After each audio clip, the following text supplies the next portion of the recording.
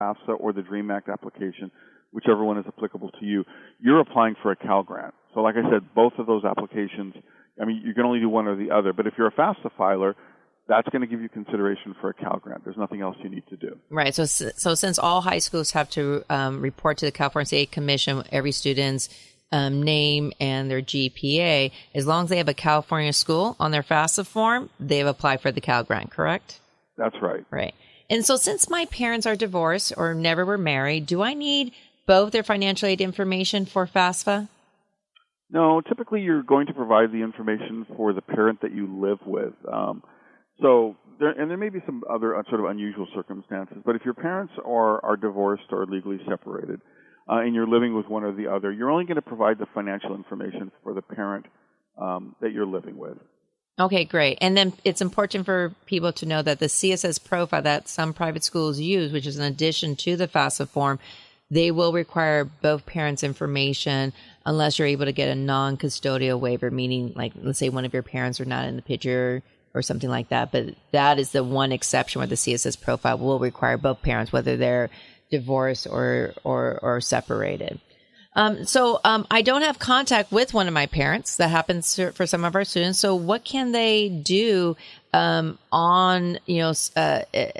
some information? Do they feel that they still need both parents' information or not? So, I mean, it depends. So if they, if we're talking about the FAFSA or the DREAM Act, if they live with one parent and don't have contact with the other, well, then obviously they're going to use the information for the parent they live with. If they are living with another relative, for example, and they don't have contact with their parents or their one parent, then the application actually says you still have to provide financial information from the biological parent. Now, if there's extenuating circumstances, then what we recommend is that they fill out the application to the best of their ability, with whatever information they have, and then they visit the financial aid office at the school.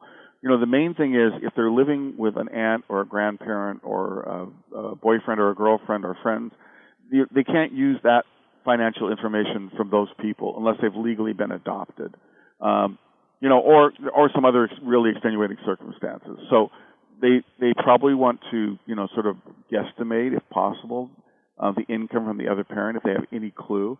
And allow that application to go through and be submitted on time, and then visit the financial aid office at the college.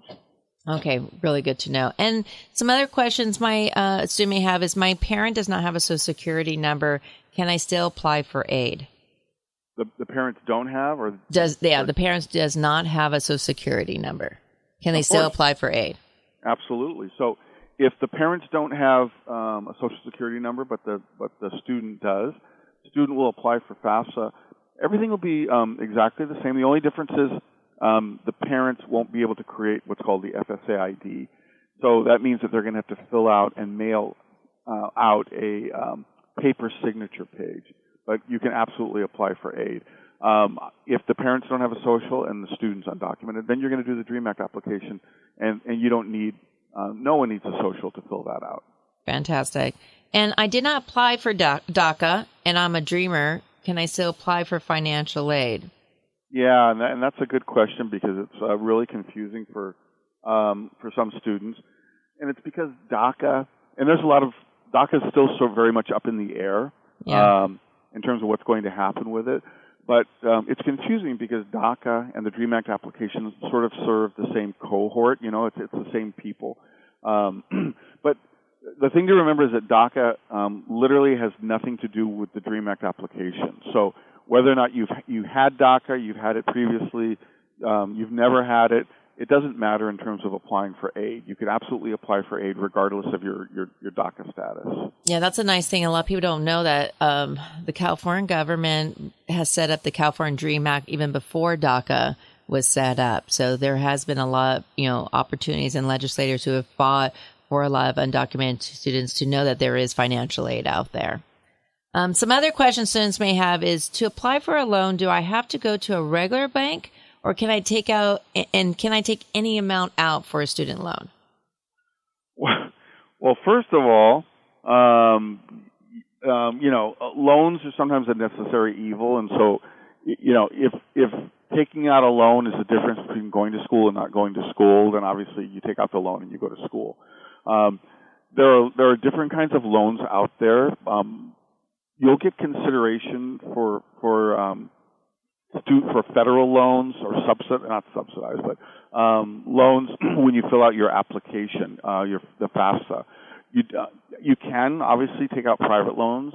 I don't recommend that unless you have no other option, because private loans are going to be much more expensive, and a lot of times you have to start paying them back, while you're in college.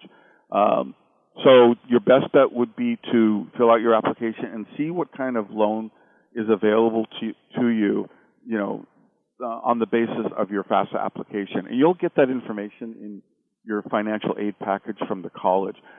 It's really important to understand, if you're getting a loan, where it's coming from, when you start to repay it, how much it's going to cost in interest. And so those are really good questions to ask the financial aid office at your college, before you jump in and say, yeah, I'll take this loan. Yeah. Just for Dreamers, FYI, DreamAct students who are attending a CSU or a UC, there's a Dream loan that they're able to get. They need to go directly to the financial aid office at those schools to apply. Right. And then if they get those loans that are under Title IV, which through the government, those loans they can not have to necessarily pay while they're in college. It was when they when they stop going to school full time, then they could just do payments along the way, which will be very different from a private loan from a private bank. Correct. Exactly. And certainly much better than a private loan. Oh, yeah. So some students may be offered parent loans. Do they have to take them? No, I mean, you're under no obligation to take any loan. And so the parent loan basically means the parent is taking out the loan on your behalf, or sort of co-signing for that loan. Do you have to take it? No. Should you take it? It's up to your individual circumstances. Again, if it's the difference between going to school and not going to school, you're probably going to end up taking it if that's your option. But again, as with any loan, you want to look at exactly what it means and how it gets repaid, and what it's going to cost you, and if it's feasible for your family to do. Now, there's some families out there who say, I've never received financial aid ever from middle school or high school.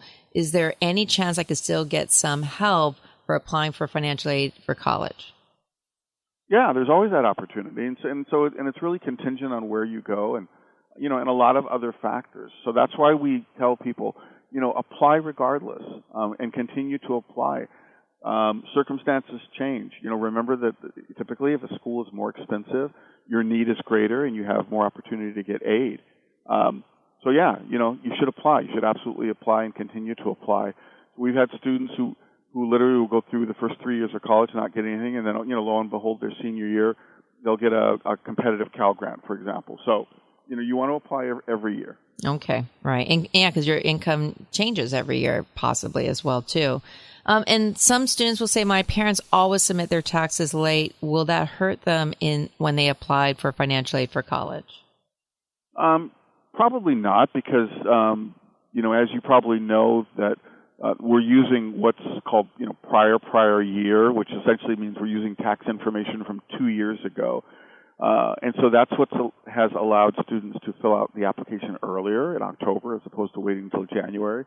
And, even if parents are late filers, typically they file taxes, from 2 years ago, and that's the financial information, that will be used on the application.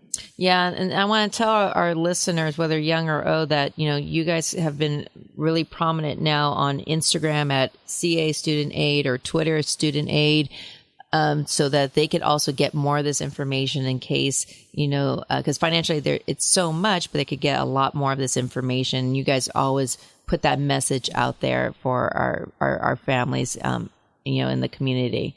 And what is work study? A lot of students are wondering, what is that? Well, work study is a federal program. It can be part of your financial aid package. Work study is a program that allows you to work on campus to make money. So it's a great program if you're eligible to get it because, one, you have the convenience of working on the actual campus. Although in some cases there are some off-campus sites where you're still working. It's part of the university or the college. But typically it's on campus, and you work and you earn that money, and that can help you, pay for things that you need for college. It's a federal program, so that means that DREAM Act students aren't able to get the traditional federal work study.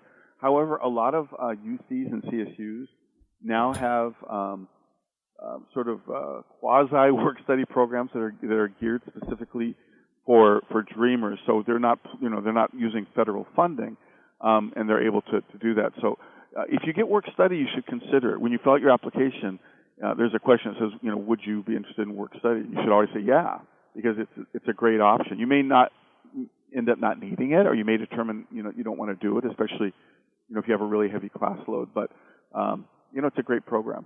Oh no, and a lot of people don't realize there's research study done on students who've done work study, and they tend to show that they have a higher graduation and retention rate in colleges than most other students. Because I remember when I was working at the grocery store supporting myself through school, when I had finals, I still had to work till late at night and then had to stay for finals. So Workstudy also offers a lot of students more flexibility with their schedule too than most other jobs.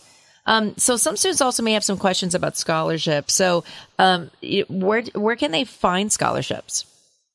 Yeah, there are a lot of outside scholarships. Like I said, let's go back to the FAFSA and the DREAM Act application. You definitely want to do that, because that's going to give you, the bulk, the vast majority of the financial aid you could potentially receive. But above and beyond that, there are hundreds, sometimes thousands of outside or private scholarships that a student can apply for.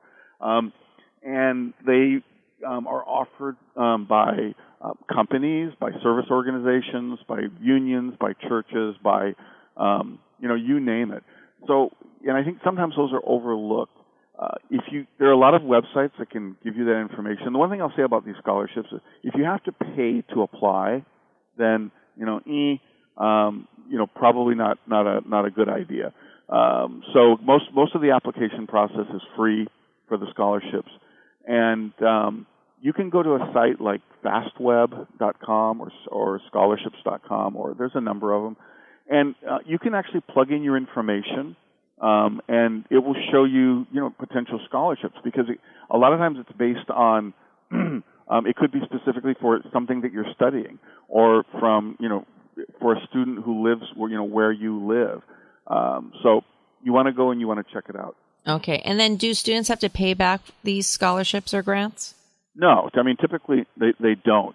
And a lot of times they're small. So, I mean, sometimes they'll be it could be as little as $200, but others, can go up to, $1,000 or more. Sometimes, a lot of them are just a one-time scholarship. Sometimes you'll get some that, will pay you money every year. So, you want to apply. There's some really creative ones. There's one where if you make your prom outfit out of duct tape. Right.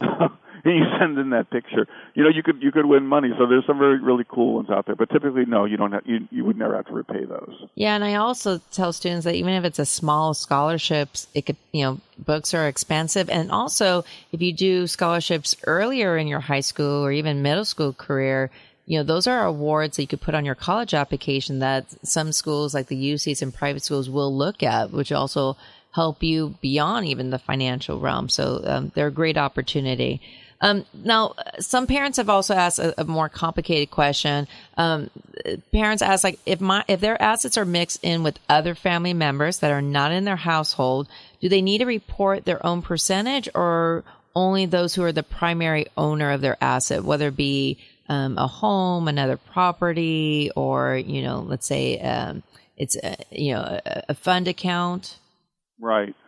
Yeah, so I mean, I'm not a financial specialist, but if you have assets, you have to report those assets, even if it's a percentage of a larger.